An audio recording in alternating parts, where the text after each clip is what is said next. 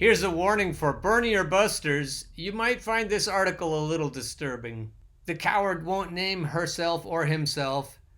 They call themselves the Cincinnati Democrat. Political ideologies are generally judged by the loudest voices who articulate them.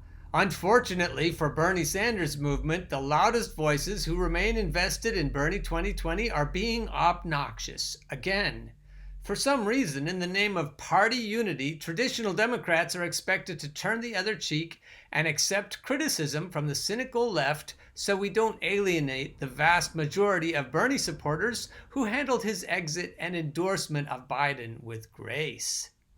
Oh my goodness. You reasonable Bernie supporters out there, I hope you're not believing this bullshit. This is suck-uppery at its finest. Those folks are Democrats, and they don't deserve to be included in the criticisms of their worst members. That being said, the Democratic Party is waging a war against an authoritarian neo-fascist regime. Trump! Trump! Anyone inhibiting our ability to fight this war is an ally of the Republicans. After Bernie Sanders exited the race and endorsed Joe Biden, his campaign left an ideological vacuum. Bernie or Bust has again joined in on the attacks against the Democratic Party's efforts to fight the regime, utilizing the same tactics and methods used by the Republicans. I don't know if you noticed this, Cincinnati Democrat, but the Republicans won last time. Unlike Sanders himself, Bernie or Busters have chosen to respond to his exit and endorsement of Biden by indirectly joining forces with the Trump campaign to vilify Joe Biden, who's a perfectly wonderful person, admittedly, and smear the Democratic Party. They've given up on the fight against the president who banned immigration and the party who tried to take health care from 20 million Americans over 70 times. It's not like Joe Biden would veto Medicare for all or anything like that, because Joe Biden doesn't pass every purity test they give him. Joe Biden doesn't pass any purity test we give him. Thomas E. Mann of the left-leaning Brookings Institution, left-leaning my ass, they're a mouthpiece for the World Bank, and Norman J. Ornstein of the right-leaning American Enterprise Institute have studied partisan politics for years, each of them offering a fair analysis from each side of the aisle. Together, they wrote a bombshell 2012 op-ed titled, "Let's Just Say It. The Republicans Are the Problem." You are getting sleepy, very sleepy. The Republicans are the problem. Ooh. In the editorial, they argue that following the Tea Party revolution, the Republican Party had been fully absorbed by a politics of extremism. As they put it, the GOP has become an insurgent outlier in American politics. It is ideologically extreme, scornful of compromise, unmoved by conventional understanding of facts, evidence, and science, and dismissive of the legitimacy of its political opposition. Well, be that as it may, the Tea Party is extreme because it wants the American workers not to have all their jobs shipped overseas. Identity politics aside, whether we're talking about abortion rights, gun control, or what have you, anybody who wants to help people, working class people, is considered a radical extremist on both sides of the political aisle. So let's just say it. Bernie or Busters are the Republicans of the left. If you said that Bernie or Busters are the Tea Party of the left, that would be more accurate. And you mean it as an insult, I know. I'm not sure I would take it as an insult. Bernie was cheated! Well, there's a Bernie bro for you. But if he's holding this young woman up as a rabid example of a Bernie or Buster who is complaining that Bernie was cheated, I think she's got every right to say that Bernie was cheated. That's interesting. Saying Bernie was cheated means that you're a Republican of the left. Saying Bernie was not cheated is lying, but that doesn't seem to bother the neolibs very much. Cynicism and conspiracy. Bernie Sanders' candidacy rested on a basic argument. Bernie would bring waves of young non-traditional voters, first-timers, and those who generally stay home into the fold of the Democratic Party to compensate for his lack of support amongst traditional Democrats. I think we should just give up on the traditional Democrats altogether. He goes on to blame young people, and I'm not willing to go there, so I'm not going to blame young people. This writer, as we'll soon show, is an example of what Kate Johnstone is talking about when she says that narrative management has overwhelmed our senses. No mention is made of the rapid swing in a 72-hour period from Bernie being the one who was going to run the table and get all 50 states to suddenly Joe coming back from the dead. This writer also doesn't mention Obama's role in the sudden shifting of the electorate. Without taking into account the narrative management, the rest of this article is just silly. He or she says, moderate candidates lining up behind Biden isn't the work of the establishment. It's the logical extension of where the party was heading. Where was the party heading?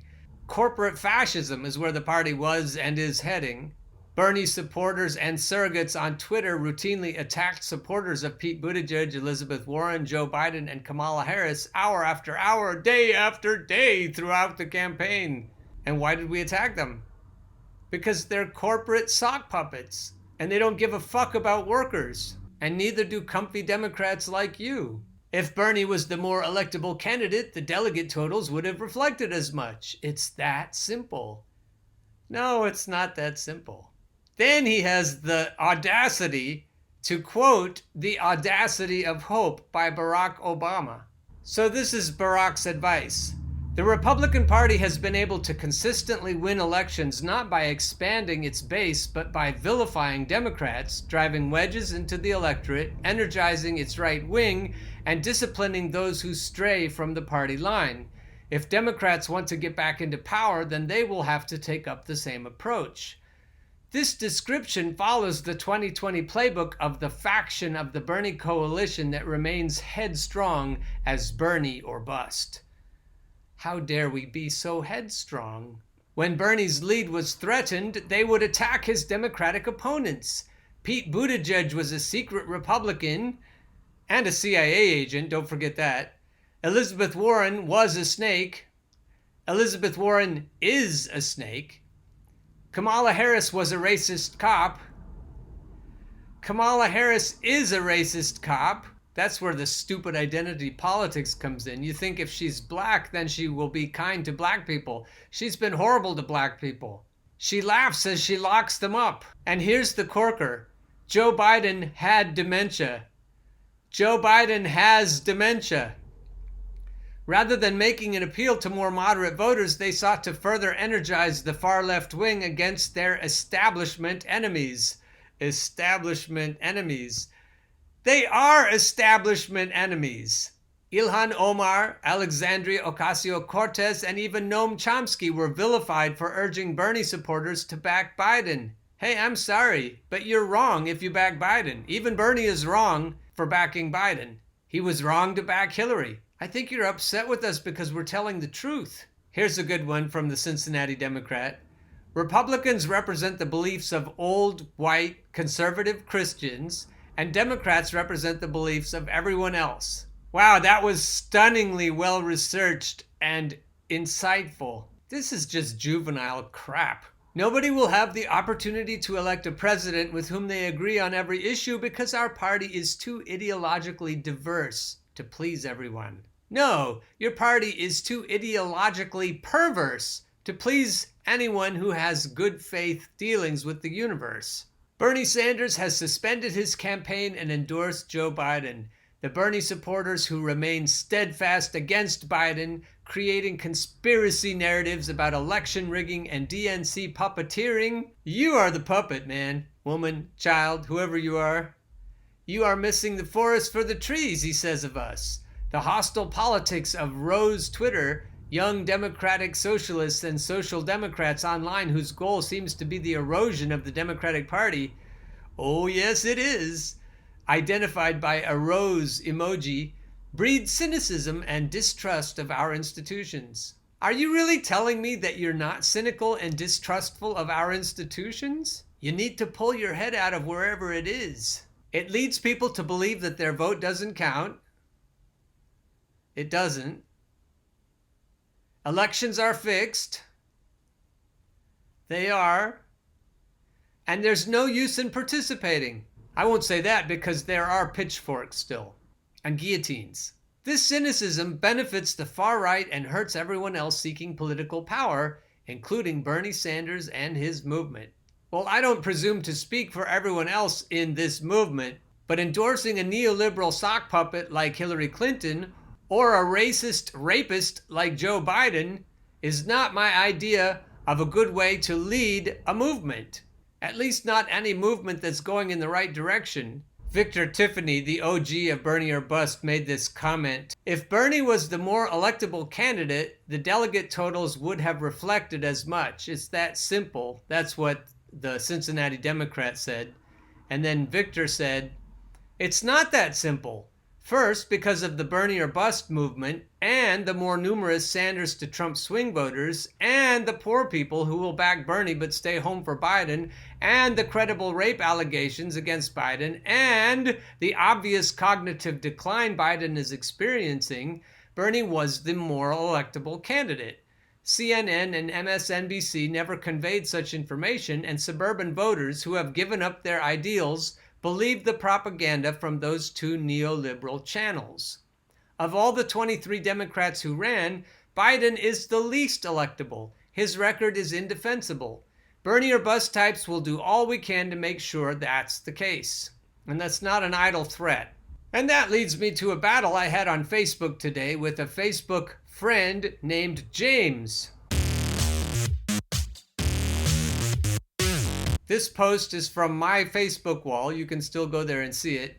It says, if you can vote for a rapist with a clear conscience after railing against Trump for being a misogynist for years, you're the worst sort of hypocrite. That was posted in the group President Bernie Sanders, The Struggle Continues by Dwayne S. Vogel. One of my good friends on Facebook, Jerry Anthony Carbo II, said, just think about how wide of a tent the Dems have created. Want to be the Dem candidate for POTUS? Well, not only can you be a former Walmart board member, HRC, anti-union, Bill Clinton, free trade pushing corporatist, but you can also be a Hyde Amendment supporting anti-universal health care, racist, and possible rapist with declining mental acuity. Wonder who he's talking about. So in comes James Welly, who's now blocked. And he says, so you're voting for ... question mark. I should have seen it coming. My response was, #never Biden. And then James says, then Trump is your man, regardless of your convictions. And I said, he's yours too, regardless of any of our convictions. And then I put a nice little meme in there that I made myself just for James. Begone, Neolib. Your vote shaming has no power here. Thanks, Glinda. And then I said, no corporate sock puppets, no matter who. Then I made another nice meme for James. Me too? Seriously? It's not complicated. You have no moral principles. You just want your team to win. You give zero actual shits about working class people, women, minorities, immigrants, etc. You're just a fake / justice, comfy, blue MAGA suburbanite. It's interesting, I found that article from Cincinnati Democrat on the same day I had this altercation with James. So James says, get back to me when you can defend your championing of Trump and or you can come up with an original thought. Oh, and by the way, defending Trump shows your moral character, or should I say, lack of. You're a riot, I say to James. You think that repeating the same garbage over and over will make it seem as though you've made a rebuttal. Come back when you can see your own reflection. #believe women, #asshole. James says, that's what I thought, because it's impossible to defend a morally bankrupt human being without yourself becoming one. Again, nice comeback, Potsy. Potsy. His assumption is that I'm defending Donald Trump. I went back just to make sure, but I don't think I said anywhere on here that I'm defending Donald Trump. I don't see where we get that logic, James. Then I came back with, here is the original point. If you can vote for a rapist with a clear conscience after railing against Trump for being a misogynist for years, you're the worst sort of hypocrite. You've said nothing about this point. You've made no refutation. You are a hypocrite. The best you can do is try to distract people from this undeniable fact. You are a hypocrite. Then I brought Kate Johnstone into it. With her usual pithiness, Kate says, if you're willing to sacrifice all principles, all sanity, and all morality to get rid of Trump, what exactly is the point of getting rid of Trump?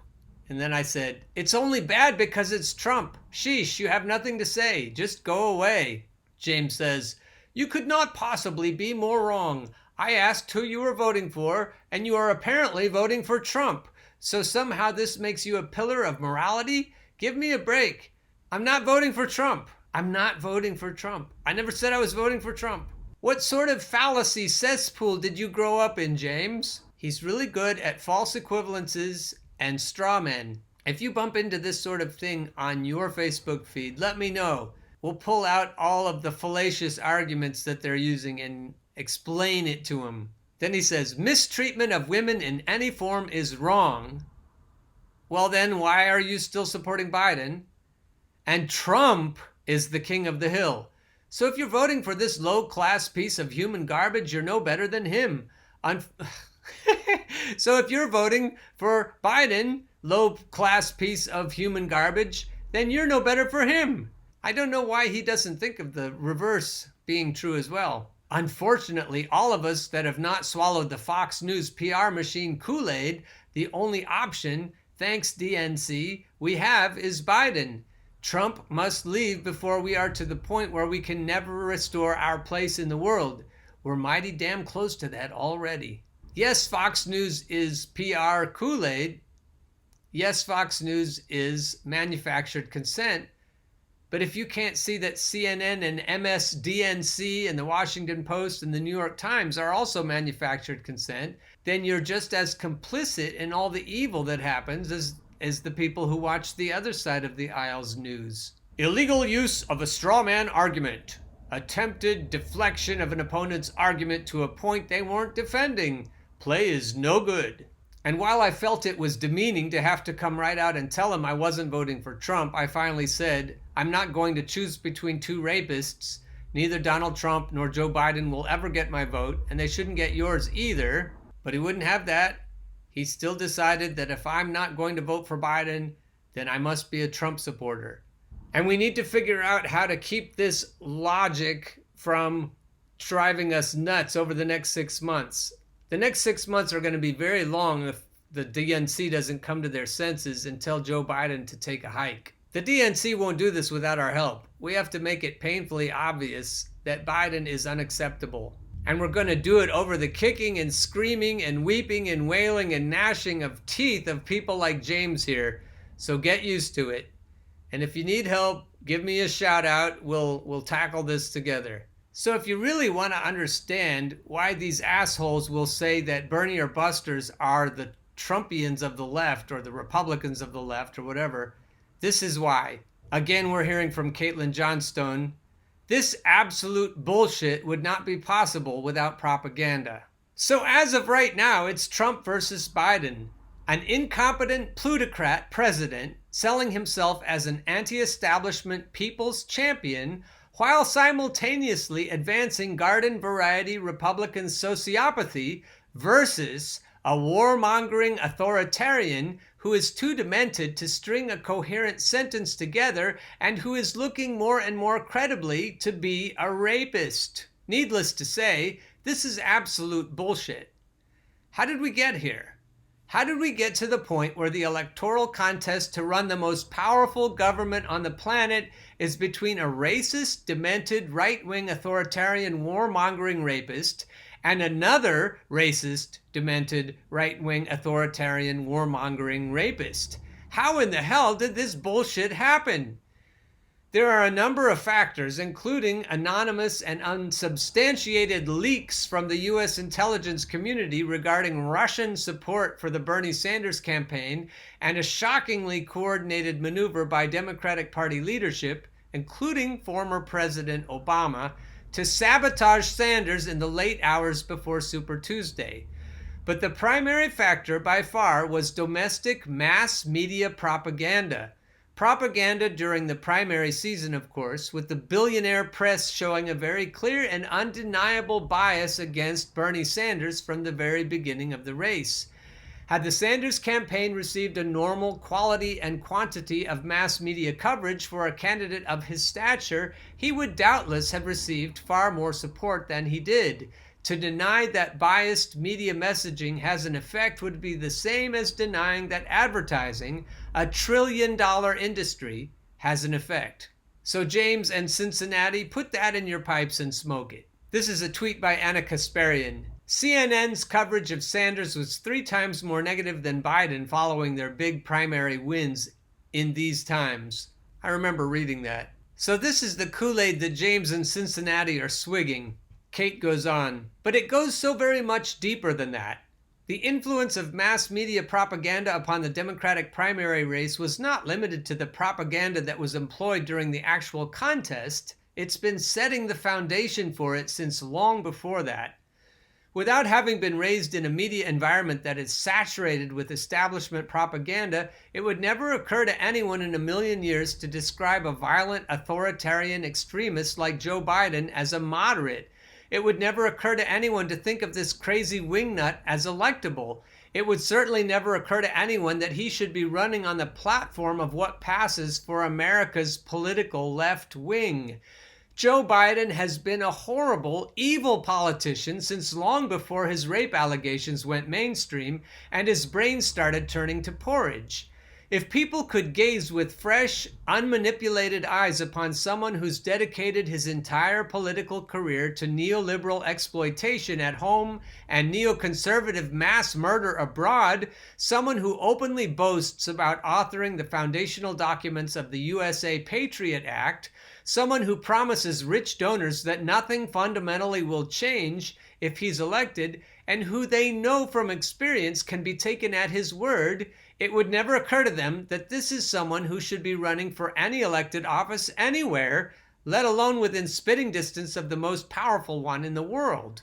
It is only by the ability of the mass media to manufacture the illusion of normality that this bullshit has been made possible. The way the plutocratic class controls the mass media has given them the ability to persuade people to believe that freakish extremism is normal and healthy objections to oligarchic malfeasance is freakish extremism. You can definitely see that in the article by the Cincinnati Democrat. Here's a tweet from Kate. Manufacturing normality. By manufacturing normality, I mean the way the plutocrat-owned political/media class pour massive amounts of energy day in and day out into making the ridiculous, horrific status quo seem normal. Then she's got a picture of a dog in a burning room, sipping coffee and saying, "This is fine." Kate goes on. This is the case not just with this bullshit US presidential race, but with all bullshit everywhere. A world where powerful governments attack, destroy, starve, and undermine weaker governments which refuse to bow to their interests. A world where the wealthy continue to steal more and more wealth from an increasingly impoverished working class and use the leverage that wealth gets them to steal more. A world where governments demand more and more opacity for themselves and more transparency from ordinary people. A world where police are becoming increasingly militarized and speech is becoming increasingly restricted. A world where the response to a global pandemic is not to rally together and overcome, but to advance pre-existing authoritarian agendas and manufacture support for new Cold War escalations against China. None of this bullshit would have been possible without all of us having been raised in an atmosphere of mass-scale obfuscation and manipulation. None of us would ever accept such a world without having been manipulated into it, which is why they have done exactly that. We will not collectively use the power of our numbers to force a change to this oppressive status quo until we can find some way to break free of our psychic bondage to the establishment propaganda machine, and we will not find a way to do that until we change something deep within ourselves about our relationship as a species to mental narrative.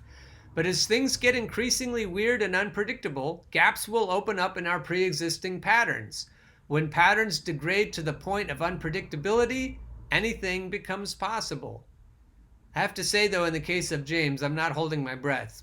We are at an adapt or die point as a species, and we'll need to break free of the bullshit to make the jump. Hell, we just might make it.